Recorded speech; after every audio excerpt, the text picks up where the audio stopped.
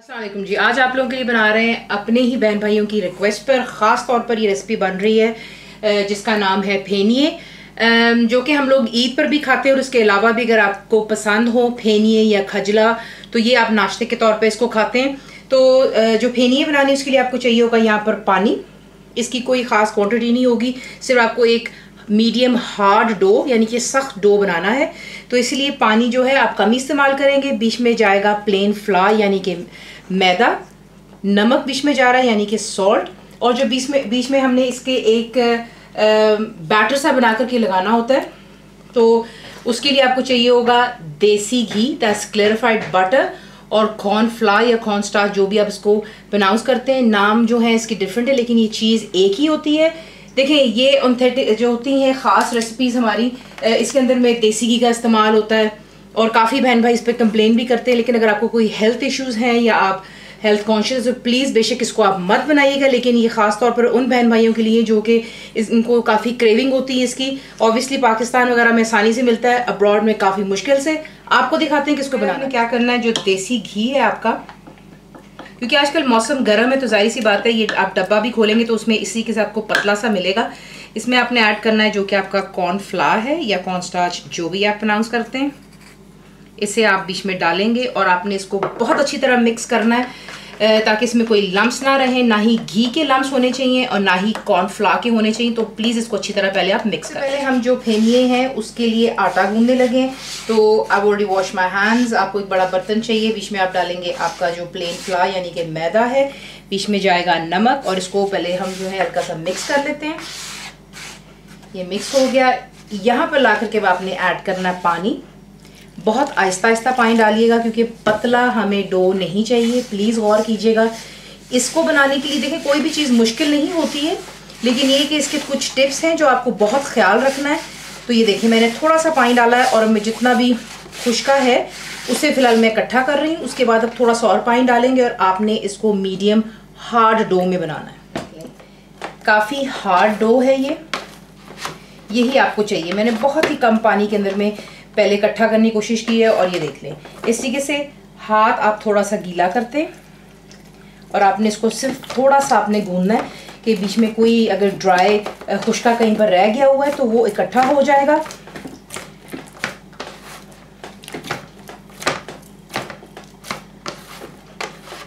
तो ये देखें परफेक्ट आपकी डो बन गई है। हमें इसकी कंसिस्टेंसी जो आपको मैंने कहा है मीडियम हार्ड होनी चाहिए, वरना आपसे फिर फेनिए नहीं बन पाएंगी। तो ये देख लें, ठीक है, ये हो गया यहाँ पर डो तैयार। उसके बाद जो हमने घी और कॉर्नफ्लावर को मिक्स किया था वो आप लेंगे थोड़ा सा यहाँ पर, that's it, couple table spoon लिए। अब यहाँ पर ला करके इसका जो प्रोसेस है फेनियों का बनने का वो स्टार्ट हो चुका है। तो ये आपने गूंद दिया आटा। अब आप इसको इसी घी के अंदर में छोड़ देंगे 15 मिनट के लिए, और फिर मैं आपको इसे यहाँ पर रेस्ट होते हुए 15 मिनट हो चुके हुए हैं। अब आपने इसे बीच में से निकाल लेना है इस तरह। सरफेस आपकी वर्किंग कंप्लीटली साफ होनी चाहिए क्योंकि सारा काम हमने यहीं पर करना है। तो अब आप क्या करेंगे, ये देख लें, ये आपका जो रोल है इसमें आप मिडिल में यूं अंगूठे के साथ में एक होल बनाते हैं, ये देख लें, ठीक है। और उसके बाद आपने इसको उठाना है और ये जो आपको दिखाया था घी और प्लेन फ्लावर का मिक्सचर, क्योंकि आजकल गर्मी है आप इसको थोड़ा सा फ्रिज में भी रख सकते हैं ताकि थोड़ा सा ये जम सा जाता है, लेकिन इट्स परफेक्टली फाइन। आपने अपने हाथों पे इसको अच्छी तरह लगाना है, यहाँ पे इसका बहुत इस्तेमाल है। और आपने इसे अब जो है ये देखें यूं करना है, एक हाथ से आप इसको यूं यूं स्ट्रेच करेंगे। और जो है आपने ये नहीं करना कि कहीं पे ज़्यादा पतला हो, मैं आपको दिखा रही हूँ, और कहीं पे मोटा हो। इक्वली आपने जाना है, जहाँ आपको लगे थोड़ा छोड़ दें और इस तरीके से आपने इसको स्ट्रेच कर लेना है। काफ़ी दफ़ा ये होता है कि ये टूट भी जाता है बीच में से, तो आप उसमें प्लीज़ परेशान मत होइएगा, कुछ भी नहीं होता। आपने सिंपली क्या करना होगा, उस स्टेज में जहाँ से टूटा होगा वहाँ पे इसको दोबारा यूँ चिपका दें, दैट्स परफेक्टली फाइन, ठीक है। तो ये देखें मैं कुछ भी नहीं कर रही हूँ, कोई प्रेशर नहीं दे रही हूँ, सिर्फ इसको मैं हल्का सा जो है अपने हाथों के साथ में खींच रही हूँ। ये देखें ज़्यादा हार्ड पुल नहीं करेंगे आप। और अब देख रहे हैं कितना छोटा सा रिंग था कितना बड़ा होता चला जा रहा है। और ग्रीस जो है आप देसी घी का और इसका जो बैटर हमने बनाया हुआ है इसे एक्चुअली लई कहा जाता है और यही हेल्प करेगा इसकी तारें बनाने के लिए। तो इस तरीके से आपने इसको करना है। ये देखें, इसलिए वर्किंग सरफेस ज़रा साफ़ होनी चाहिए। देख लें कितना बड़ा हो गया छोटा रिंग। अब आपने इसको उठाना है और इसे आपने डबल कर देना है। ये देखें डबल हो गया। दोबारा आप लेंगे वही मिक्सचर और अच्छी तरह आपने इसके ऊपर लगाना है। इसकी कोई मेजरमेंट्स नहीं है, सिर्फ इतना आपने देखना है कि ये अच्छी तरह जो है हर तरफ अच्छे से आप इसको घी को लगा लें। यूं करेंगे और अब आपने इसको दोबारा 15 मिनट देने रेस्ट के लिए। देख लें 2 बल 15 मिनट हो चुका है। अब आप इसको दोबारा उठाएंगे और आपने एक हाथ से इसको खींचना। ये देखें, ठीक है। और इस तरीके से आपने इसे करते चले जाना है। मेक श्योर कीजिएगा कि कहीं से भी जो है इक्वली होना चाहिए इसको, ये नहीं कि कहीं से बारीक हो कहीं से मोटा, तो इसका आपने ख्याल रखना है। ये देखें मैं कुछ भी नहीं कर रही हूँ, सिर्फ एक हाथ से मैंने पकड़ा हुआ है और दूसरे से इसको हल्का हल्का मैं खींच रही हूँ। ये देखें, ठीक है। ये देखें बहुत सिंपल इसका प्रोसीजर है, लेकिन काफ़ी दफ़ा लोगों ने कहा कि ये बहुत मुश्किल है बनाना, इसलिए आप लोगों की रिक्वेस्ट पर आज ये बनाया जा रहा है। तो उम्मीद है आप लोगों को पसंद आए। तो ये देखें जहाँ पे आपको लगे कि वहाँ पे हल्का सा ज़्यादा मोटा है उसे, तो उसको आप उठा करके यूँ हल्का सा यूँ कर लें, ठीक है। ये देखें, क्योंकि जितना जितना आप इसको स्ट्रेच करेंगे उतना ही जो है नरम पड़ता चला जाता है। उसके बाद आपने इसे यूं कर कर डबल कर देना है। ये देखें ये हो गया डबल। मेक श्योर कीजिएगा कि ये एक जितना हो, ठीक है। ये डबल हो गया। इसको हल्का सा यूं कर लेते हैं। अगर आप देखें तो ये देख रहे हैं आप ऑलरेडी इसकी थ्रेड्स बननी शुरू हो गई हैं फेनियों की। तो आपने सिर्फ इसको इक्वल करना है। से मेरी कोशिश मैं आपको ये दिखाने की कर रही हूँ कि it needs to be equal. ज़्यादा मोटा या ज़्यादा पतला नहीं होना चाहिए इसे एक साइड से। तो ये देखें, ठीक है। एक्चुअली इसका प्रोसीजर कुछ यूँ है कि जैसे हमने इसको एक रिंग से स्टार्ट किया, एक बड़ा रिंग बना, उसका डबल किया, तो इसका डबल टू डबल होगा। यानी कि जैसे 2 से 4, 4 से 8, 8 से 16, तो इसकी जो हमने डबलिंग करनी है तकरीबन 8 से 9 हम इसको यूं ही बल देंगे। तो ये हमने दे दिया यहाँ पर इसको, पहले 2 बल दिए, 2 दोबारा, तो यहाँ पर 4 हो गए। इसे अब दोबारा थोड़ा रेस्ट करने दें। यही घी जो है कोशिश कीजिएगा ज़्यादा नहीं लगाना, सिर्फ ये कि हर तरफ जो है इसकी क्रैक्स में जाना चाहिए। तो ये देखें, और इसको थोड़ा अब दोबारा आप यहाँ पर रेस्ट होने देंगे। अगर आप देख सकें तो ये देख लें इसकी ऑलरेडी ही तारें सी बननी शुरू हो गई हैं। तो इसी तरीके से इंशाल्लाह फिर ये बन जाएंगी। 15 मिनट का रेस्ट दें, फिर आपको देखिए। इसको जो हमने बल देने वो है 8 से 9, 2 बल हम दे चुके हैं। अब ये तीसरे की तरफ हम जा रहे हैं। इसी तरफ से आप इसको यूँ उठाएंगे और आपने इसको डबल कर देना है। ये देखें इस वक्त ये बहुत सॉफ्ट हो चुका हुआ है, इसीलिए इसको जो रेस्ट दिया जाता है वो वजह यही है ताकि इसकी तारें अच्छी सी बन सकें।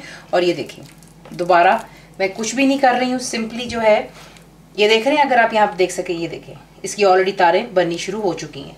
तो ये है कि इसको दोबारा सिर्फ आपने इतना करना है कि हर तरफ से ये इक्वल होना चाहिए, कहीं से मोटा कहीं से पतला नहीं। यही इसका काम है सारा। ये देखें ये हो गया इसका तीसरा बल, यानी कि 2 से 4, 8, ये 8वां बल इसका हो रहा है। तो ये देखें कुछ भी नहीं करना आपने, सिर्फ एक हाथ से आपने इसको ये अपनी तरफ को हल्का सा खींचना है, जोर नहीं लगाना, प्रेशर नहीं देना इस पर। और ये देखें इस तरीके से ये तैयार होता जाता है। इसको थोड़ा करीब कर लेते हैं।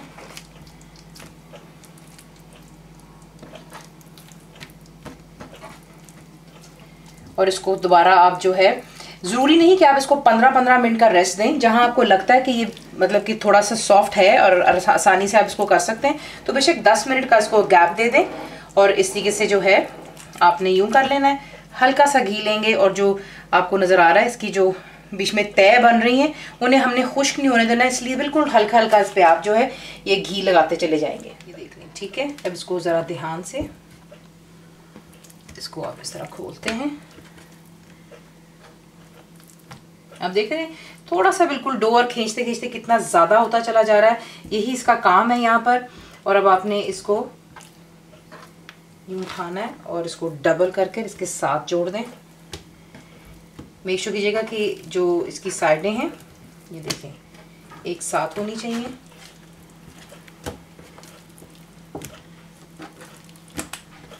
और अब दोबारा आप इसको इसके साथ यूँ करके मिक्सअप कर लें। 4 बल दे चुके हैं। अब हम आ गए हैं इस पे 5वें पर। तो ये है कि ये देखें इसको साइड से आप यूँ उठाते हैं, मेकिंग श्योर के दोनों साइड्स इक्वल हैं, और इसे आप यूँ जो है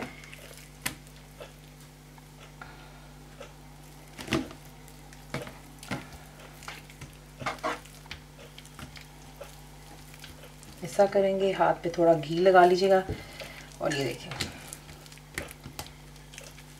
ये हो गया इसका 5वां बल। और बल देने के बाद ही नहीं कि आप इसको स्ट्रेट अवे छोड़ देंगे, आपने मेक श्योर करना है कि इसको अच्छी तरह आप जो है जहाँ पे आपको लगे कि थोड़ा सा मोटा है उसे हल्का सा आपने यूँ स्ट्रेच कर लेना है, और जब आपको लगे पतला है वहाँ पे हाथ बिल्कुल ढीला रखेंगे। लेकिन ख्याल रखिएगा कि ज़्यादा आपने इस पर प्रेशर नहीं देना, वरना ये टूट भी सकता है। और अगर टूट भी जाता है तो कोई इशू नहीं, मैंने आपसे पहले भी कहा है कि आप जो है आप इसको सिंपली जो है दोबारा उसको हल्का सा यूँ दबा करके जोड़ सकते हैं। तो ये इसको हो गया 5वां बल। 5-10 मिनट देते हैं और उसके बाद इसी तरह आपने दोबारा इस पर घी लगा लेना है ताकि इसकी तय जो है वो ड्राई ना हो। और अब हम इसको फिर जो है 6वां बल देने के बाद अब आप दोबारा यहाँ से इसको उठाएंगे। यहाँ पर आकर के बहुत सॉफ्ट हो चुका है, नाजुक हो चुका है, आप देख सकते हैं। सिर्फ ये हिस्सा आपने यूँ करके रखना है और बाकी को आप यूँ ही जो है अब आपने यूँ करते चले जाना है। तो जो मैंने आपको बताया आप इसको स्ट्रेच करते जाते हैं, मल्टीप्लाई ये होता चला जाता है और ये खिंचता चला जाता है। अगर आप गौर करें तो आप देखेंगे कि आपको यहाँ पे नज़र आएगा कि इसके थ्रेड्स बनने शुरू हो गए। और यहाँ पर भी अगर आप देख सकें तो ये देखें ये स्ट्रेचिंग की वजह से जो होता है ना, बीच में आप तेल घी लगा रहे होते हैं और उसको छोड़ रहे होते हैं, फिर खींचते हैं हल्का हल्का। खींचने से मुराद ये नहीं कि आप इसको ज़ोर से करेंगे, क्योंकि आप देखें तो ये बहुत ही सॉफ्ट होता है। ये मैं लास्ट आपके सामने करने वाली हूँ। ये देखिए यहाँ पर मैंने इसको डबल किया, रख दिया यहाँ पर, और ये देखिए मैं इसे बिल्कुल भी नहीं कुछ कर रही, सिंपली जो है आपने उठा करके इसको ये स्ट्रेचिंग हो रही है सिर्फ। ये देखें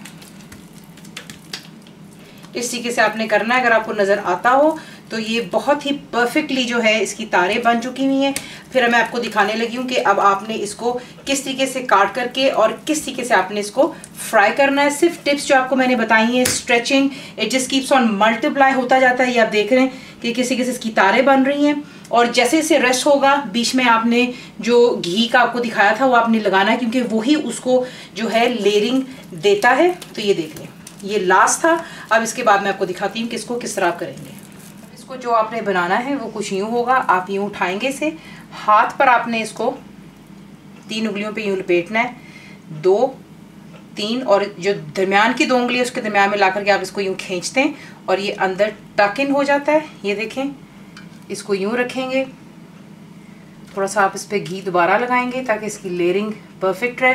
और इसी तरह इसके पेड़े बना लेने के बाद आपने जो घी होता है जो आपको मैंने बताया कि कॉर्नफ्लावर सा मिक्स होता है उसके ऊपर आप लगाते हैं ताकि उसकी जो लेयर्स हैं, जो बीच में तारें बन रही हैं वो चिपके ना, इकट्ठे ना हो। वो मैं कर चुकी हूँ। उसके बाद आपने इसको 5 मिनट का रेस्ट देना होता है। घी में ही मैं इसको फ्राई कर रही हूँ। घी हो चुका है गर्म। अब आप क्या करेंगे, थोड़ा सा अपने हाथ पर आप लगाएंगे यूँ वही घी जो हम इस पर शुरू से लगाते आ रहे हैं। एक पेड़ा आप उठाएंगे और अपने हाथ पर रखकर आपने इसको हल्का सा दबाना है, ज़्यादा प्रेशर नहीं देंगे। और जिस तरह हम एक पराठा बनाते हैं उसी तरह आपने इसको छांट लेना है। इसमें तारे बन चुकी हुई हैं और अब इसे मैं घी में डाल, मैं इसको फ्राई भी देसी घी में करें। देसी घी हो चुका है गर्म। प्लीज़ यहाँ पे टिप्स मैं आपको एंड में दूंगी। तेल जो है गर्म होना चाहिए, बॉइलिंग हॉट नहीं होनी चाहिए, वरना जो इसमें तारे बनती हैं वो नहीं खुलती, वो एकदम से इकट्ठी हो जाती हैं। तो ये आराम से मैंने इसको हल्का सा गर्म कर लिया हुआ है। हाथ पे आप लगाते हैं दोबारा वही घी और इसको आप हल्का सा फ्लैटन करते हैं। पहले प्रेशर मत दीजिएगा प्लीज़, ख्याल रखिएगा। और हाथ से जिस तरह आप पूरी बनाते हैं उसी तरह आपने इसको पहले छांट लेना है। कटा हुआ, लेकिन कोई ऐसी बात नहीं, आप इसको तेल में डालते हैं और उसके बाद आपने स्ट्रेट अवे इसके ऊपर छपकी मारनी है। इसे छपकी कहा जाता है कि ताकि जितनी भी तारें हैं बीच में वो अलहदा होनी शुरू हो जाती हैं। कहीं कहीं पे वो चिपकी होंगी ऑब्वियसली क्योंकि ये घर की फेनी है, लेकिन मेरी कोशिश है कि मैं अपनी बहन भाइयों को कुछ ना कुछ मदद कर सकूं। तो ये देखें आपके सामने इसकी तारें किस तरह खुल रही हैं। ये करना बहुत ज़रूरी है। और आपका जो तेल है यहाँ पर नीम गर्म होना चाहिए, यानी कि आपको बताने का मकसद है कि बॉइलिंग हॉट होगा तो ये जो इसकी तारें आप देख रहे हैं यहाँ पर ये नहीं खुलती हैं।